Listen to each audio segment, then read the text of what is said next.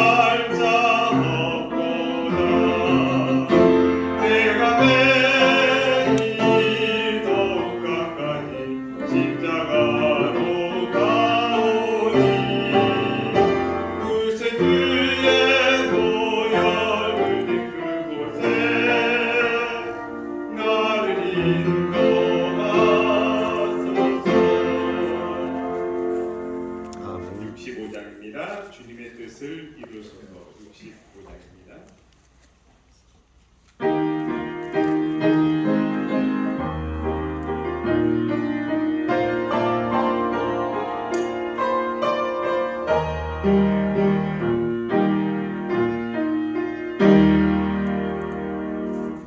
주님의 뜻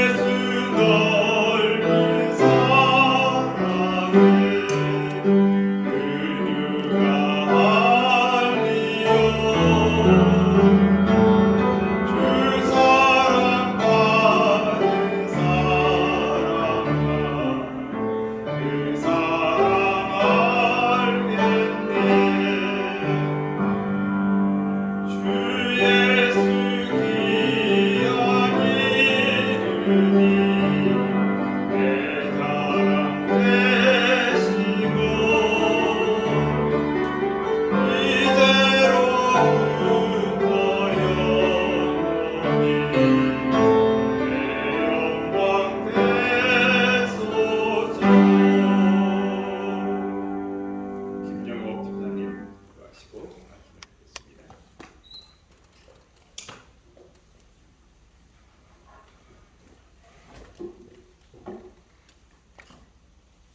다 같이 기도드리겠습니다. 상천하지에 살아계신 하나님 아버지 감사합니다. 계절의 여왕 5월의 푸르름 속에서 또 하루 말씀과 함께 살아갈 수 있게 하여 주시니 감사합니다. 우기석 목사님과 믿음의 선조 여호수아서를 익히고 있습니다. 눈에 보이는 가장 이상적인 환경을 만끽하며 말씀에 순종하며 전국 생활 함께 할 수 있게 하여 주시니 감사합니다. 하나님의 말씀은 살았고 운동력이 있어 좌우의 말씀 그것보다 예리하여 또 마음의 생각과 뜻을 감찰하나니 이것이 4장 12절 말씀 하나님 말씀에 순종하며 하루 보낼 수 있도록 걸음걸음 성령님 함께해 주실 것으로 인하여 감사드리며 예수 그리스도 이름으로 간절히 기도합니다. 아멘.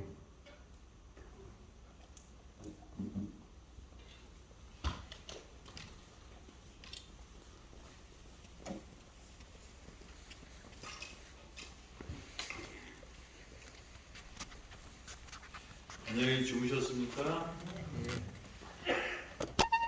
이 새벽을 깨우는 우리 모든 성도 위에 하나님께서 풍성하신 은혜와 생명을 주시기를 간절히 바랍니다. 여호수아 3장 1절에 있는 말씀을 하겠습니다.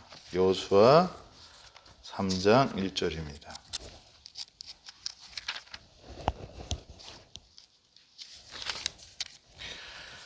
또 여호와가 아침에 일찍 일어나서 그와 모든 이스라엘 자손과 더불어 시딤에서 떠나 요단에 이르러 건너가기 전에 거기서 유숙하니라. 여호수아는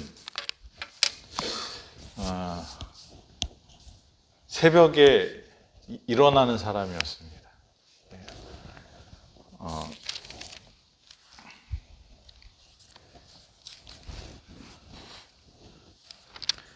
이 아침 일찍에 일어나는 그런 신앙을 했던 사람이 이 여호수아였습니다. 예수님도 기도를 언제 하셨죠? 새벽 미명에. 그래서 해가 이렇게 지금처럼 뜰 때쯤에 이렇게 기도하러 가셨다고 이렇게 기록이 되어 있습니다.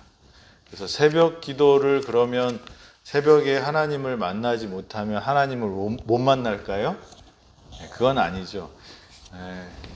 그 사람들이 갖고 있는 자기의 라이프 그 생체 주기 같은 게 있습니다. 그래서 이게 삶의 뭐 30대, 40대 이런 생체 주기도 있지만 하루를 사는 그런 리듬이 있습니다. 어떤 분은 새벽에 잘 일어나는 분이 있고 어떤 분은 밤에 정신이 아주 집중이 잘 되는 분이 있습니다. 그런데 이 대부분의 사람들은 새벽을 잘 깨우면 그 새벽 이후의 삶도 유익하게 사는 모습을 이렇게 보여줍니다. 본문 1절에 보면 여호수아가 아침 일찍이 일어나서라고 이렇게 말합니다. 일찍이는 보케르라는 단어인데요. 어둠이 물러가면서 하늘 끝에서부터 서서히 희미한 빛이 밝아오는 때를 의미합니다. 그러니까 새벽 미명에랑 같은 그런 의미라는 것입니다. 여호수아는 주께서 예비하신 그 가나안 땅에 들어가기 위해서 아침 일찍 일어났습니다. 여호수아가 하나님을 만나는 시간이 아마 아침이었던 것 같습니다. 여호수아 6장에 여리고성을 점령할 때도 7장에서 아이성을 정복할 때도 아침 일찍 일어나는 신앙을 했습니다. 그래서 오늘 아침 여기에 오신 분들은 아침 일찍 일어나는 신앙을 하는 분들이라고 생각이 됩니다. 우리가 가나안에 들어가기 전에 뭐가 놓여져 있다고요? 요단강이 놓여져 있습니다. 요단강이 봄에 가장 수위가 높아지고 물이 차가워진 때입니다. 왜냐하면 겨울에 쌓였던 눈이 녹으면서 요단강의 물이 수위가 높아지고 물이 차가운 물이 흐르기 때문입니다.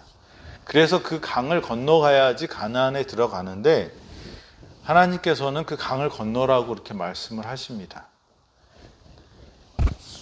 여러 상황들이 어려운 일이 있고 문제가 생길 때가 있습니다. 근데 우리가 그 문제를 어떻게 해결했는지를 여호수아를 통해서 하나 발견할 수 있는데 그게 뭐냐면 아침에 일찍 일어나는 신앙이었습니다. 최선을 다하는 신앙.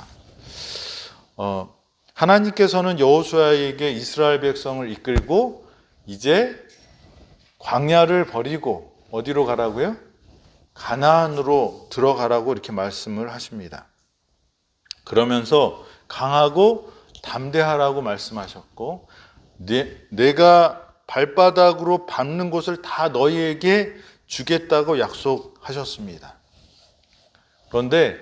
그러면 우리가 하나님께서 우리에게 약속하신 것을 말씀하셨으면 우리는 저 감이 떨어지기를 바라고 밑에서 누워서 입을 벌리고 있는 사람처럼 사는 것이 그리스도인 삶이 아니라는 것입니다.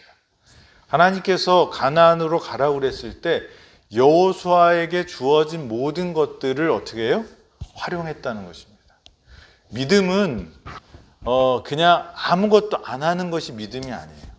믿음은 하나님이 주신 것들을 잘 활용하는 것입니다.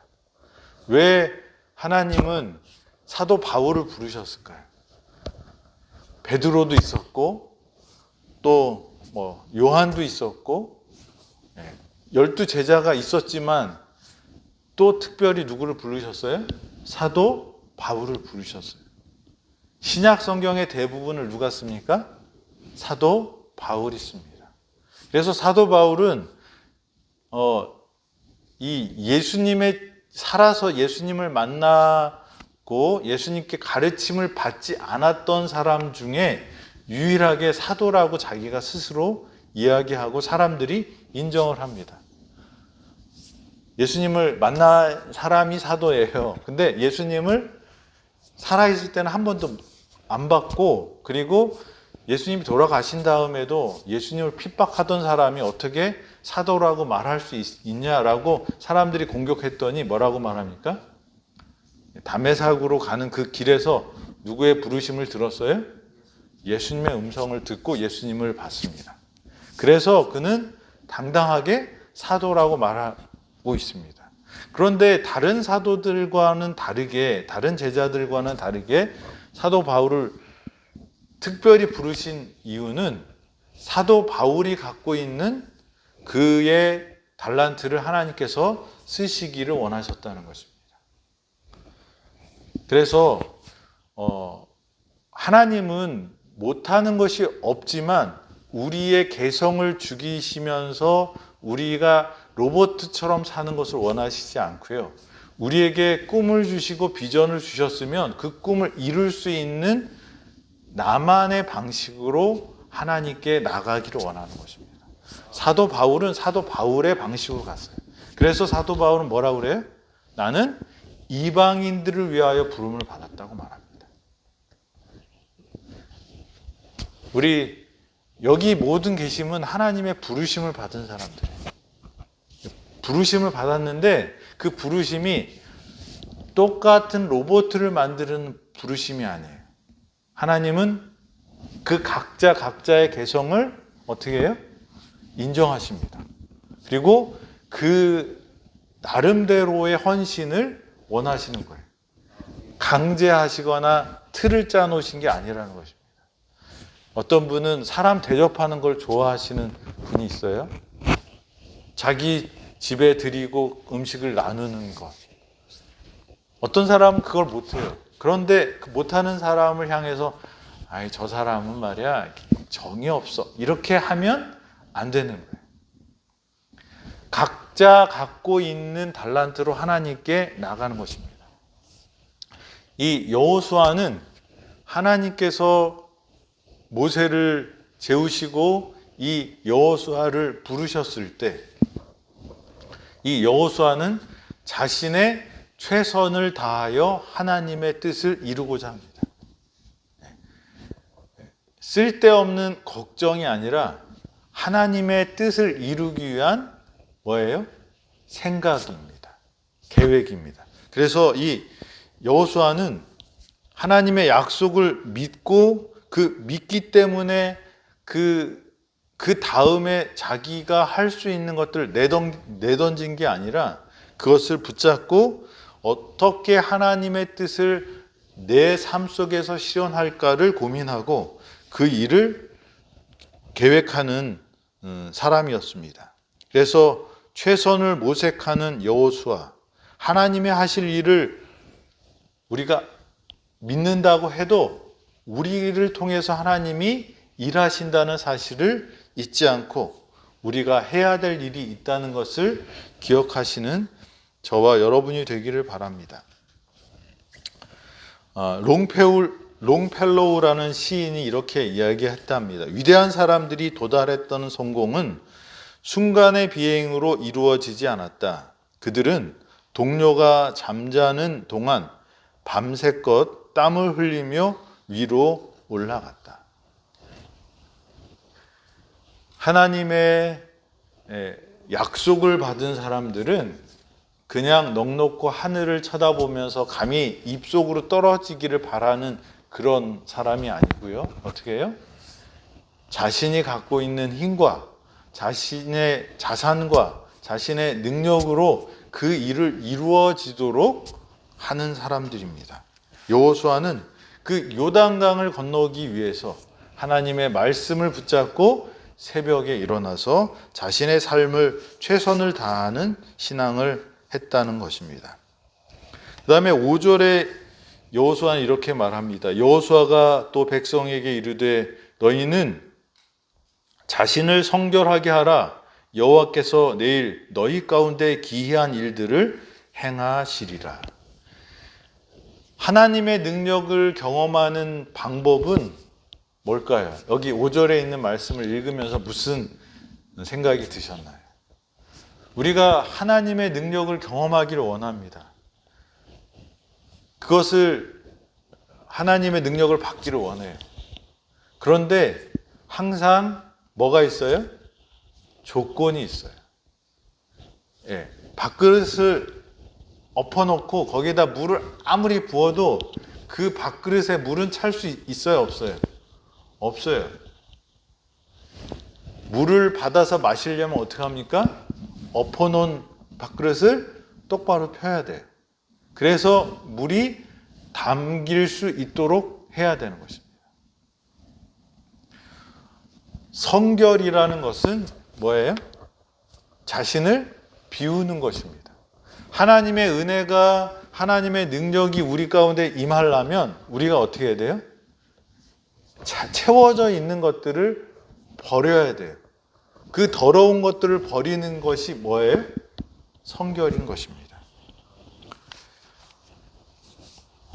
많은 사람들이 그 행군을 하면서 그 요단강을 봅니다. 아이들은 가서 요단강을 아마 만져봤을 거예요.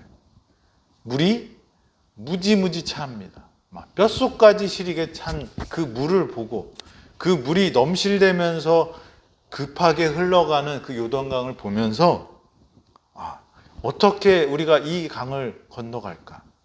이 차가운 물을 어떻게 넘어갈까? 그렇게 걱정하고 조바심을 비치고 있을 때 이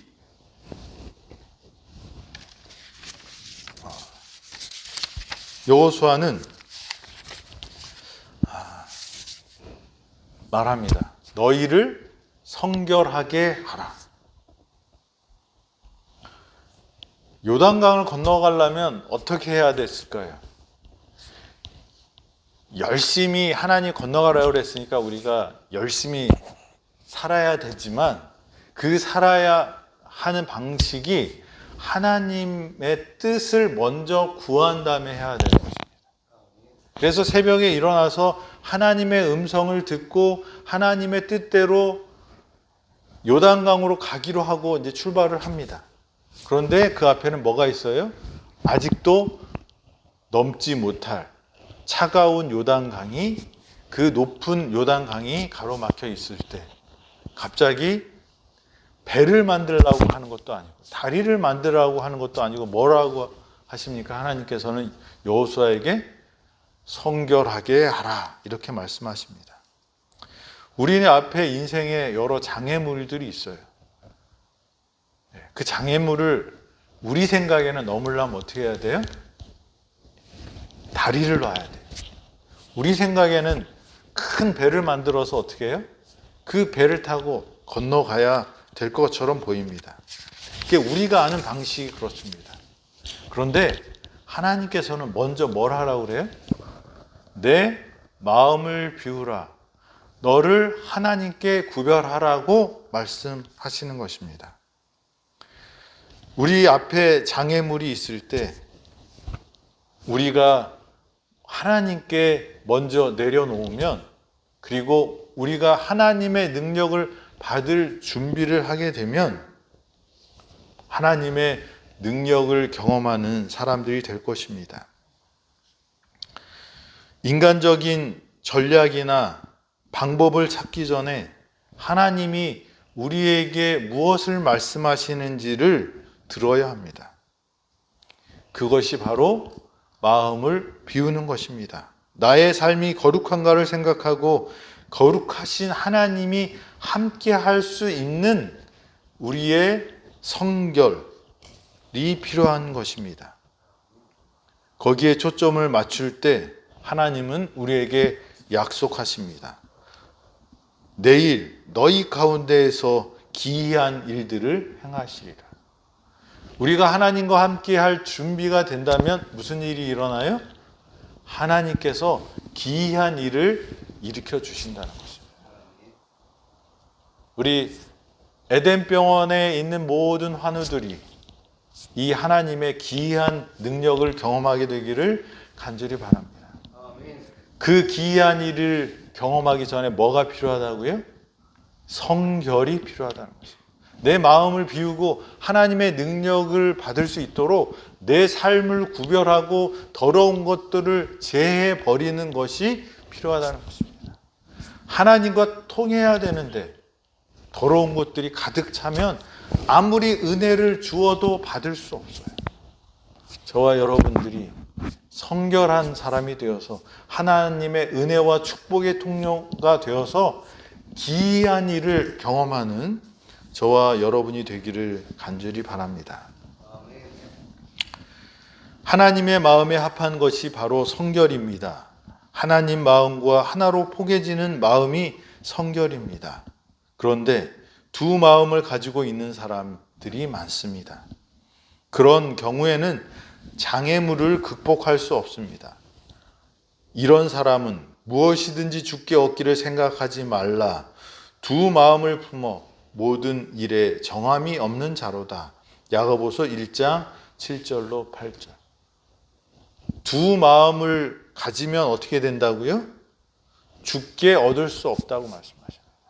우리 마음에 다른 것들이 차여 있으면 하나님의 은혜를 받을 수 없다고 말씀하십니다. 성결하게 되는 저와 여러분이 되기를 간절히 바랍니다. 여호수아 3장 6절입니다. 여호수아가 또 제사장들에게 말하여 이르되 언약궤를 메고 백성 앞서 건너라 하매 곧 언약궤를 메고 백성 앞서 나아가니라.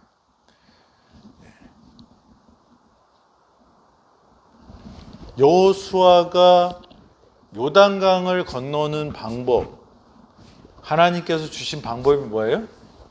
법궤를 메고 요단강을 건너가라는 거예요. 그 홍해를 건널 때는 어떻게 했죠? 거기는 법궤도 없고 아무것도 없었죠. 딱 하나 있었어요. 하나님이 모세에게 주었던 지팡이. 그 지팡이를 쳐서 그 홍해를 가르고 건너갑니다. 근데 여기 여호수아서에 보면 요단강 가나안으로 들어가는 곳에서는 어떤 일을 해요? 법궤를 메고 들어가라고 그렇게 말씀하십니다. 법궤는 뭘까요? 법궤는 뭐의 상징이었을까요? 하나님의 임재, 하나님의 영광이 거하는 곳입니다. 하나님을 대표하는 것입니다. 또 법궤는 그 안에 뭐가 있었죠? 왜 법궤라고 그러죠? 법이 뭐예요? 하나님의 십계명이 있었어요. 다시 말하면 우리가 하나님의 기이한 일을 보고 하나님의 능력을 경험하고 하나님의 축복의 땅으로 들어가려면 이 장애물을 극복하는 데 있어서 우리의 방법이 뭐냐 이거예요. 그걸 극복하는 방법이 뭐라고 말씀하시는 것 같아요? 뭐를 따르라? 말씀을 따르라는 것입니다. 네, 어제 연합회장님이 오셔서 저희가 여러 보고를 했습니다. 우리 에덴 요양병원이 하나님의 축복을 받고 하나님의 방식대로 성장하고 하는 여러 가지 그 이야기들에 대해서 우리 원장님한테 우리 연합회장님이 고맙다고 이렇게 말씀을 해주셨어요. 그런데 우리가 에덴 요양병원과 지금 다른 여러 요양병원들이 많이 생겼잖아요. 그리고 우리가 처음에 시작했던 거를 많이 벤치마킹해서 다 많이 가져가잖아요. 그렇다면 우리 에덴 요양병원이 성공하는 비결이 있어야 되잖아요. 다른 경쟁력이 있어야 돼요. 우리가 지금 살고 있는 시대는 자본주의고 그래서 경쟁력이 있어야 돼요. 그래서 우리가 수익도 내야지 우리 직원들이 또 생활도 되고 우리 이 요양병원 이 사업을 계속 지속 가능한 사업으로 해서 잘 할 수 있어요. 그래서 우리가 돈을 벌기 위해서 하는 건 아니지만 이게 유지되지 않으면 이 문을 닫아야 돼요. 에버그린 센터도 마찬가지죠. 그래서 이게 우리는 하나님의 뜻을 이루는 방법 중에 두 가지가 같이 가야 돼요. 신앙적인 면과 경제적인 면이 같이 가야 돼요. 우리가 이 땅에 살기 때문에. 그러면 이것을 어떻게 이룰 것이냐? 근데 뭐 여러 방법들이 있습니다. 근데 다른 데에서는 이것으로 이익이 됐다라고 하지만 우리랑 정체성이랑 안 맞으면 우리는 어떻게 해야 될까요? 포기해야 돼요. 아무리 수익이 많이 와도 그것이 하나님의 뜻이 아니라고 하면 그것을 버릴 수 있어야 돼요. 왜냐하면 우리의 경쟁력은 어디에 있는 거예요? 말씀을 따르는 데 있다고 봅니다. 마귀는 하나님의 말씀을 안 따르는 사람들을 그냥 둬요. 그러다가 한 번에 보내버립니다. 근데 하나님의 백성, 말씀을 따르는 사람들은 어떻게 해요? 올무를 둬서 그 올무에 걸리기를 기다리는 게 마귀예요. 우리가 이 하나님께서 세우신 이 기관, 많은 암 환자들을 위하여 이 땅에 복음으로 제시된 뉴스타트. 그래서 이곳에서 회복되고 다시 새로운 삶을 살고 진짜 행복이 무엇인지를 알려주는 이 기관이 어려움이 있을 수 있어요. 그렇지만 그것을 극복하는 그 비결은 뭘 따르라는 거예요? 말씀을 따르라는 거예요. 우리의 경쟁력은 다른 어떤 것들을 이렇게 차용해서 세상적인 방법으로 얻는 것이 아니라는 거예요. 제가 어렸을 때 삼육학교를 안 다닌 경험들이 있습니다. 근데 거기 가면 쟤는 토요일 날 학교를 안 가잖아요. 그러면 월요일 날 가면 애들이 뭐라고 그래요? 근데 이제 제가 이렇게 다닐 때 안식일을 잘 지킨 그런 수기들을 이렇게 하고 얘기하는데, 안식일 날 학교를 안 갔는데 공부를 제일 잘했다, 뭐 이런 그 축복 받았다라는 얘기를 이렇게 들어요. 저는 공부를 잘했을까요, 못했을까요? 그때는 제가 공부 못하는지 몰랐는데요, 나중에 보니까 공부를 잘 못했던 것 같아요. 안식일 날 장사를 안 하면 돈을 더 벌 수 있을까요? 더 못 벌까요? 근데 우리가 이 간증을 들어보면 안식일 날 일을 안 했는데 하나님께 축복을 많이 주셨다, 이렇게 말합니다. 뭐 그럴 수 있어요. 그런데 저는 좀 더 생각이 다릅니다. 안식일 날 일을 안 해서 돈을 못 버는 것도 하나님께서 주시는 축복 중에 하나라고 생각이 돼요. 우리는 결과를 가지고 그 과정도 미화하려고 하지만, 하나님은 우리의 그 하나님의 법대로 따르는 과정 속에서 우리에게 축복을 주신다고 해요. 돈을 못 벌지라도 그것에 뭐가 있어요? 하나님의 은혜가 있다고 저는 믿습니다. 그래서 이 하나님을 따르는 사람들은 그 말씀을 따라가는 그것이 우리의 경쟁력이 되고 우리의 힘이 됩니다. 때로는 그것이 마이너스처럼 보일 수가 있어요. 그렇지만 하나님은 어떤 분이에요? 모든 것을 합력하여서 뭐를 이루시는 분이에요? 선을 이루시는 분이에요. 우리는 그런 하나님을 믿습니다. 우리에게 상 주시기를 기뻐하시는 하나님께서 하나님의 말씀대로 따르는, 그래서 때로는 힘들고 어렵고 좀 넘어진 것처럼 보일지라도 결국은 하나님이 어떻게 해요? 하나님께서 채워주시고 이끌어주셔서 누구처럼? 제가 사랑하는 요셉처럼 다 이때를 위함이다 라고 말할 수 있는 사람들이 될 것입니다. 요셉이 항상 하나님이 내 앞에 있는 것처럼 하나님께 어찌 범죄하리까 하고 살았던 것처럼 우리가 말씀을 따라가는 사람들이 된다면, 우리 에덴 요양병원이 된다면, 때로는 어려울 수 있지만 어떻게 해요? 하나님께서 우리 앞에 뭘 보여주실까요? 기이한 일을 보여주실 것입니다. 하나님의 큰 축복을 경험할 거라고 생각이 됩니다. 오늘 이 아침 우리 앞에 요단강이 놓여 있습니다. 그 요단강 건너가는 게 우리 힘으로는 지금 불가능하게 보일 수 있어요. 그런데 하나님이 뭐라고 말씀하셔요? 강을 건너라. 그러면 어떻게 해야 될까요? 하나님을 붙잡고 씨름하는 시간이 있어야 돼요. 새벽에 일어나서 하나님께 그것을 고해야 돼요. 그리고 어떻게 해야 됩니까? 자신을 성결하게 비워야 됩니다. 하나님의 능력을 받을 수 있도록 우리의 그릇을 하늘을 향해서 하나님께서 주시고자 하는 축복을 받기 위해서 어떻게 해요? 그릇을 하나님께 드려야 돼요. 그리고 어떻게 해야 돼요? 말씀을 따라야 돼요.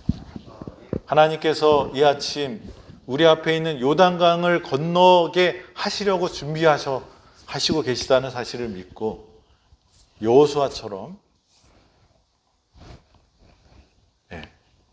우리가 최선을 다해서 하나님과 만나는 시간을 갖고 우리 자신을 비우고 말씀을 따름으로 하나님의 기이한 일을 경험하는 능력의 사람들 되기를 간절히 바랍니다. 기도하시겠습니다. 아버지 하나님, 오늘도 우리에게 생명을 주심을 감사합니다. 이 아침 하나님께서 우리에게 주신 말씀을 잘 마음에 새기고 하나님의 축복과 은혜를 기억하면서 우리가 최선을 다하여 하나님의 뜻을 이루고자 하는 결심과 의지를 가지고 하나님을 붙잡는 저희 되게 하여 주시옵소서.